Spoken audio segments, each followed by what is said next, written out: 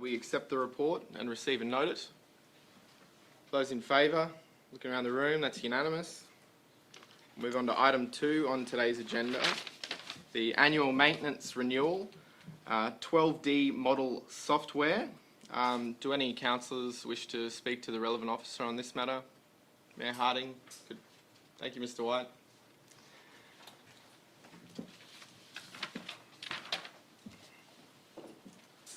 Richard White, Manager Procurement. Thank you, Mr. White. My main thing is if the CIO agrees with this purchase, but also does it fit in with the IVOL ICT strategic plan for council? Sorry, I didn't have my. That's okay. I'll say that again. Is this purchase in line with the council's strategic plan for IVOL? On the first point, yes, was endorsed by CIO on the way through, but we also have the CIO here today. Maybe I would like she to. can directly respond regarding IVOL. Okay. Thank you, Mr. White.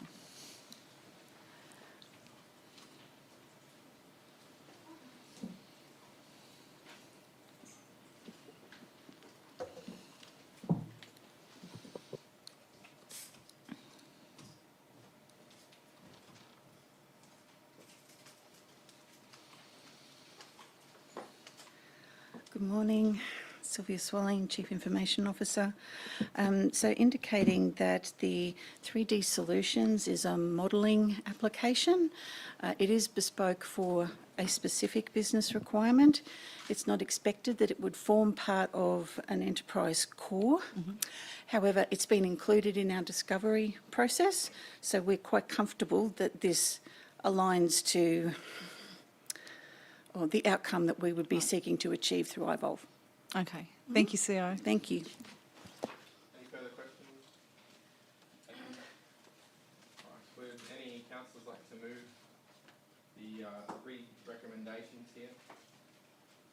Councillor Doyle, would anybody like to second? Mayor Harding? Any further discussion? We'll put the matter to the vote. Those in favour of accepting the recommendations? Around the room, that's unanimous. I'll move on to item 3 of today's meeting. We have the extension of contract 16116 Zip Water System Parts and Services. Does anybody wish to ask questions of the relevant officer? Mayor Harding? Mr. White? Please.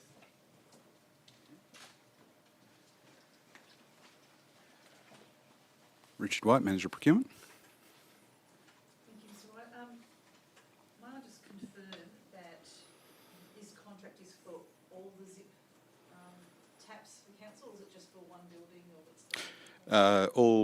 All sites.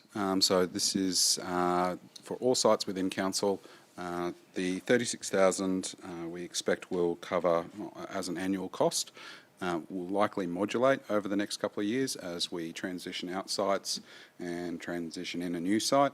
But this is the maximum expected, and the contract has been established in a way that we can negotiate based on the number of sites, the maintenance of those sites. So when we move out of just say these buildings around in the CBD, which are not obviously all the council buildings, Yes.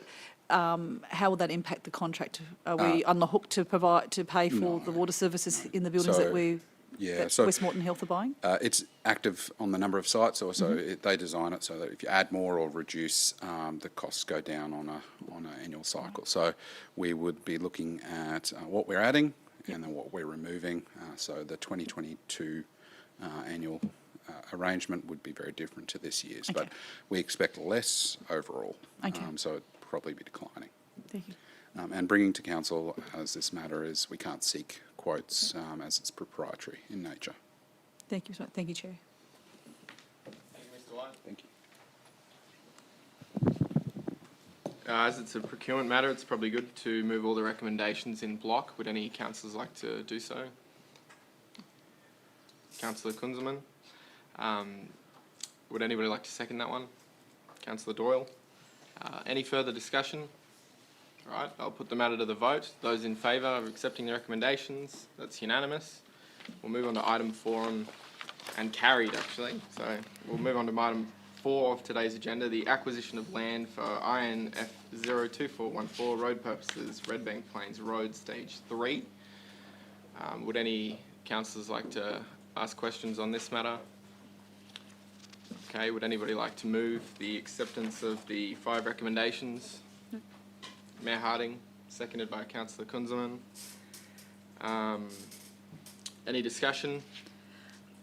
If I Mayor? may, Chair, I know this is in your patch, but it's great to see that that we're looking at changing our road and to accommodate the bus shelters and bus runs. I think it's a really good collaboration with the state government as well, to making sure that we make things safer for our community and make public transport more accessible. So I will be strongly supporting this motion. Thank you. I can concur. Any further comments? All right, I'll put the matter to the vote. Those in favour of accepting the 5 recommendations, it's unanimous and carried. We'll move on to item 5 on today's agenda, the acquisition of land and drainage easement for INF 03206 Marion Williams Streets Blackstone Traffic Signalisation Project. Any questions of the relevant officers on this one? Mayor Harding.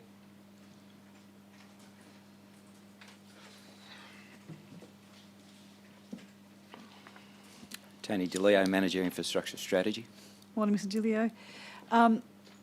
I commend this work. I know in discussions with the Division 1 Council, Council Madsen, Council Island, we also have a lot of residents asking about Bowen Place and when's that going to be done. Are you able to shed any light on when that intersection will expand to include that? Because we do have a big housing development just around the corner with about, is it 67 houses? Well, it's in Chair? public notification currently. Yeah. Yes, thank you. The intersection upgrade that's occurring at Marion Williams is to address the current primarily safety but also some capacity issues at the intersection for people having difficulty exiting William Street. Eventually there will be a requirement to upgrade Mary Street to meet the future demands on the network. When that corridor is upgraded, it will likely then bring that street out into Marion William as a 4-way intersection. The requirement for that intersection would be a much greater configuration, and so it would likely occur when the upgrade of Mary Street occurs. Okay. Thank you, Mr DeLeo. Thank you, Chair. I'll just add, flowing off that, Councillor Ireland and I have talked to Mr Dilio about the matter a number of times. He's more than aware of what we'd like, but road projects are of that nature, aren't they? So, that being said, the recommendations are tied into one another, so I'd recommend that we move A through E together. Would any councillor like to move that? Councillor Kunzelman? Would anybody? Councillor Doyle, are you happy to second that? All right, any further discussion? All right, I'll put the matter to the vote. Those in favour of accepting A through E? That's unanimous and carried.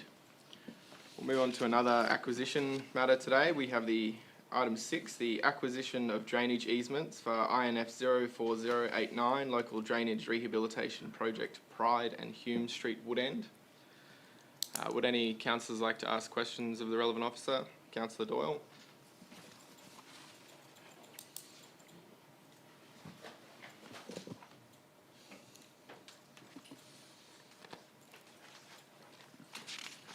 Good morning, Alicia Reek, Senior Property Officer. Good morning, thank you, Alicia. For the benefit of the public that may be watching at home, are you able to give us a little bit of a summary of the background of this area? Yes. Oh. Good morning and thank you, Alicia. For the benefit of the public, are you able to give us a little bit of a summary around this project, please?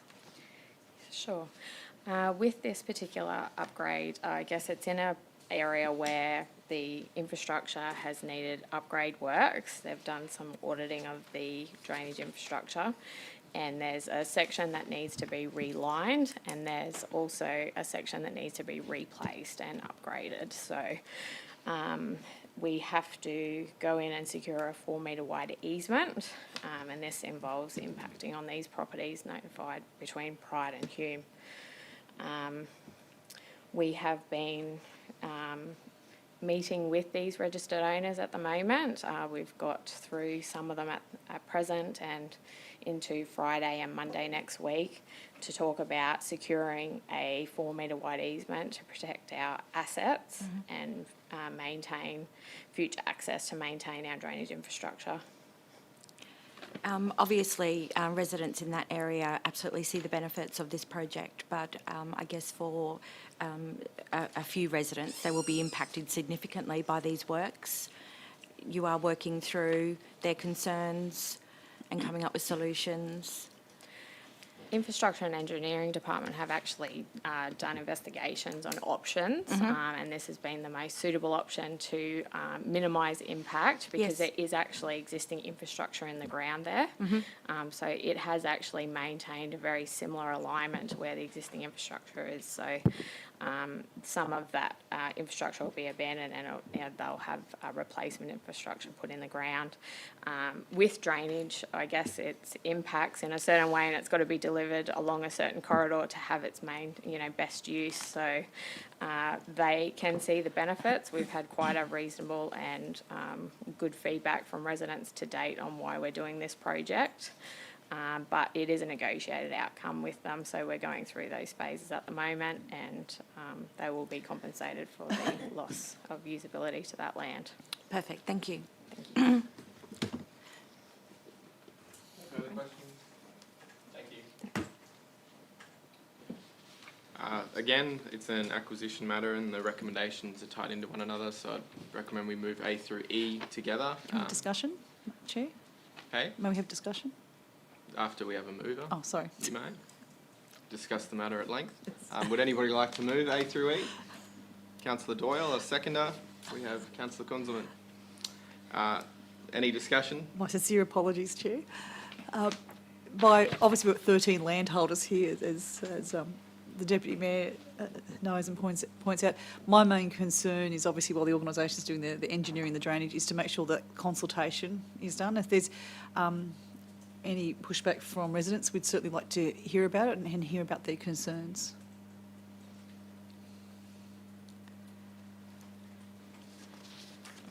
Any further discussion? All right, I'll put the matter to the vote. Those who are in favour of accepting A through E? That's unanimous and carried. We'll move on to item 7 on today's agenda, the unreasonable customer conduct policy. Do we have any questions from the relevant officer on this one? No. Chair, I would like to propose an amendment, a motion, to defer the decision around this policy to the next ordinary meeting.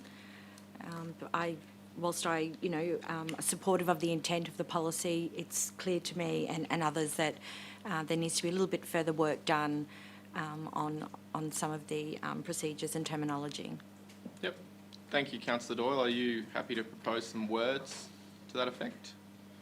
Sure, the CEO will assist. We lay it on the table to the ordinary. Yeah, that it gets laid on the table, probably not the right thing to come back to the next committee. If you want it considered at the next council meeting, I think you need to move. Yeah. And So the clerk can follow this, something like that this matter be considered at the full council meeting. Yep. With revised revisions to the wording of the policy to clarify the intent be presented. So we'll provide an updated version of the draft policy for consideration. Thank you, Vicky. I think that's good. So you're happy to move that, Councillor Doyle? Yes. Councillor Kunzelman has seconded. Any discussion? All right, we'll put that matter to the vote. Those in favour? It's unanimous and carried. We'll move on to the last item of today's meeting, the Smart City Program report. Do any councillors have any questions to ask the relevant officer on this? Mayor Harding?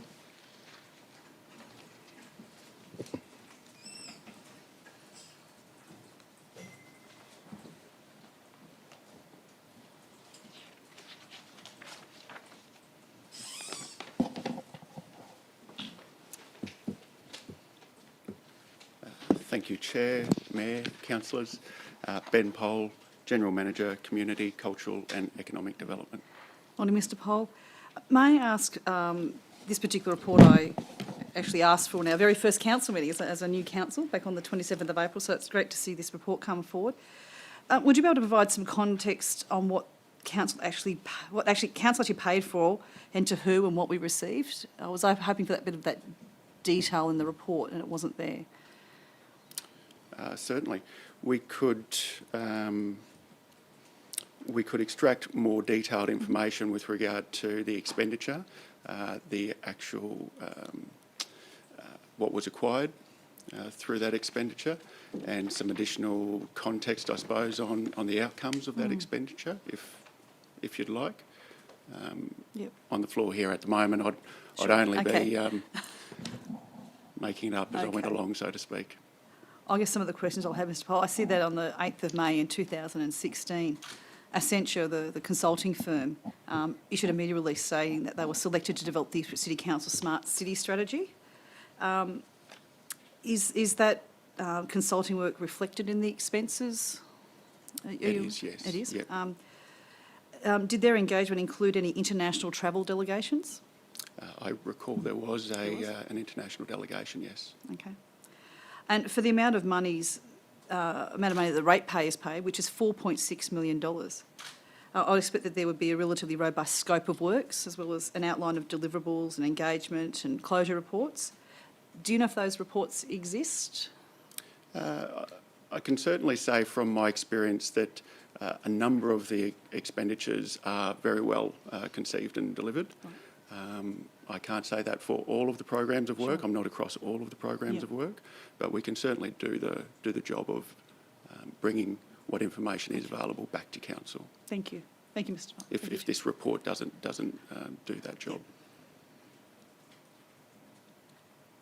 Thank you, Mr. Pole.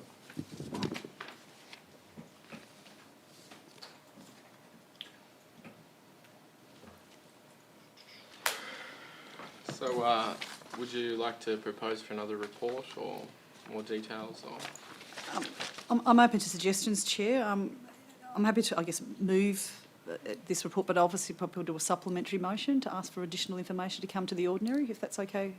yeah, Chair? that's Yep. fine with me. Okay. Or you could do it in one motion. Yeah. Are you happy to propose some words to that effect? I'd rather have a discussion first, if that's okay. Do you mind if we move and second and then have a discussion and then I'll put a Alright, supplementary? you willing to move the matter Yeah, I'll move the matter. for that Thank purpose? you, Chair. And the seconder, Councillor Doyle. Any discussion?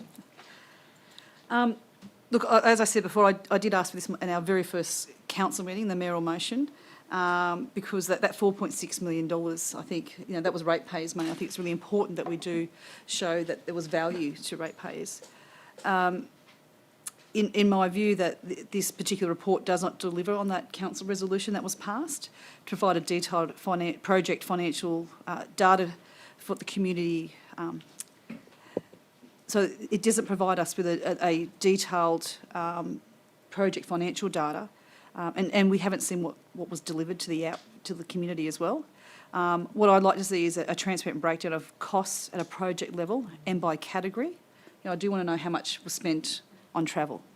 I think the ratepayers deserve to see how much was spent by on consultants and food and accommodation and those type of things.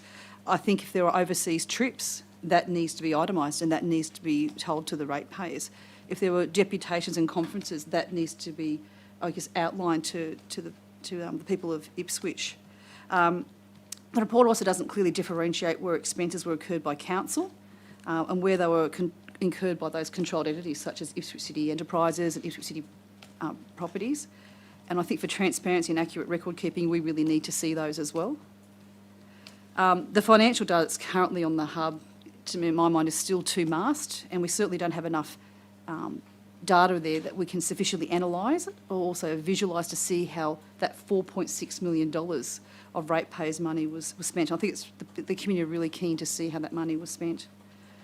The report also doesn't differentiate between operational and capital costs, nor does it identify the value of the current assets as a result of the CapEx incurred.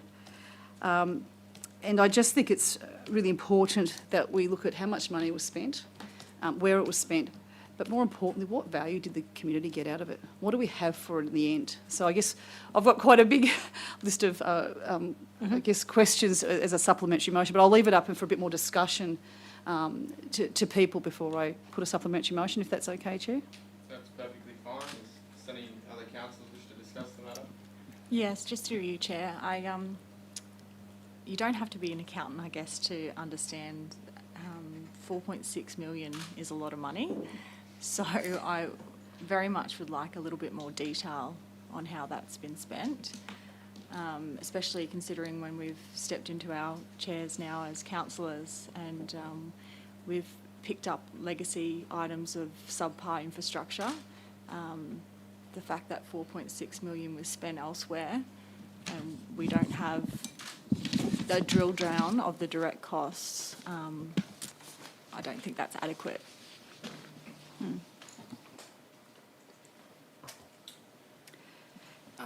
May I ask a question, Chair? Thank you. And this is probably directed to the CEO through you, Chair.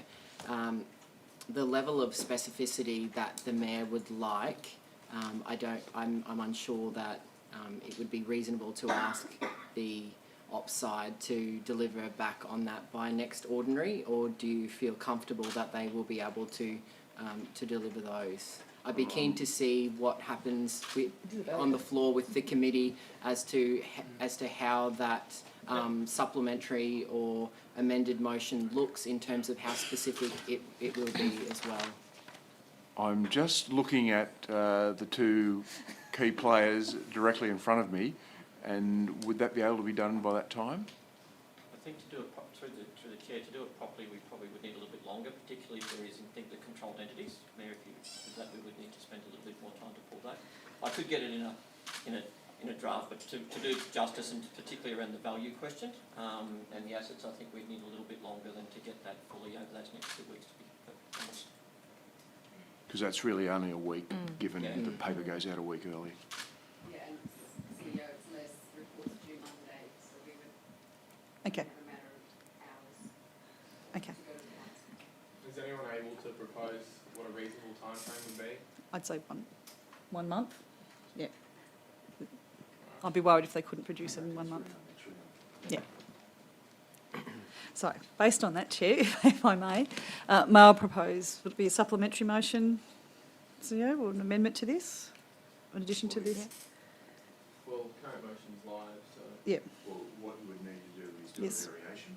Okay. So you could say, I'd like to... My propose a variation, that obviously at the next GTC meeting, that because the original recommendation in the Merrill Minute was to prepare a report to Council and for public viewing on the Smart Cities program, including detailed project financial data for the past 5 years and community outcomes delivered. So I guess I'll provide a bit more information. So I ask that the GTC include detailed project financial data, and it should have a breakdown of costs at a project level by category.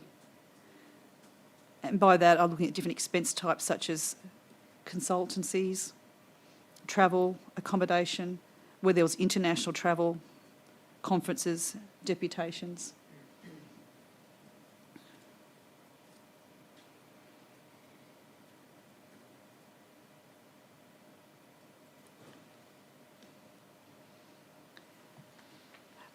In that report, I would also like to see where expenses were incurred by the council, Ipswich City Enterprises and Ipswich City Properties, across those 3 entities.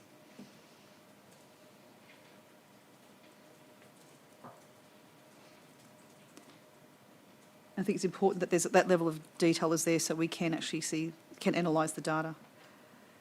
I'd also like to see that there's a differentiate in that data to see if it's an operational cost or a capital cost, and the value of that asset as it stands now.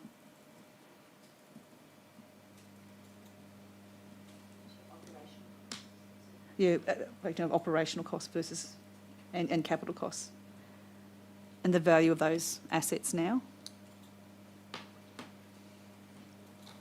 And lastly, Ms. Luker, it's what community outcomes were delivered. So what value have the ratepayers got for their $4.6 million?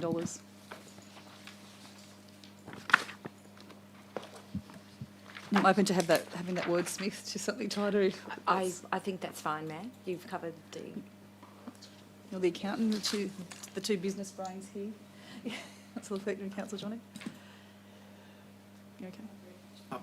If I may, Chair, and I believe the CFO will be able to be contactable in the intervening month between committees if you want to get more specific around that. And if there are any other supplementary questions you may have for the CFO, Mayor, that they be detailed in the report as additional questions, and I think that'll be an easy way to deal with it. But you've captured most of it there. Thank you. And if that could be delivered at the next GTC, it's got that there, hasn't it? Do you agree Yes. to your own variation? Yes. Seconder agrees. That'll be the live motion now. Okay. Thank you. Any further discussion on this matter before we go to the vote? Those in favour of the variation? Around the room, that's unanimous and carried. That was you, was it? Oh, Yeah. were you okay with that, Marnie? Yes, confirmed, Chair. Thank you, Chair. Second is the last three items. With that being finalised, I'll declare the meeting closed at 10:08. Thank you very much, Chair.